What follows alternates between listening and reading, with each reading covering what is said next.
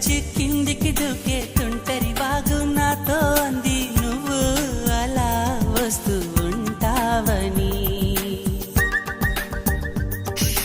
గుండెల నుంచి గుప్పున ఎగసే ఊపిరి నీకో కబురం పిండి చలి నీకై చూస్తూ ఉంటానని. మనసు మునుపు ఎప్పుడు ఇంత ఉలికి ఉలికి పడలేదు కదా, మనకు తెలియనిది వింత ఎవరి చలవ ఈ గిల్లికింత.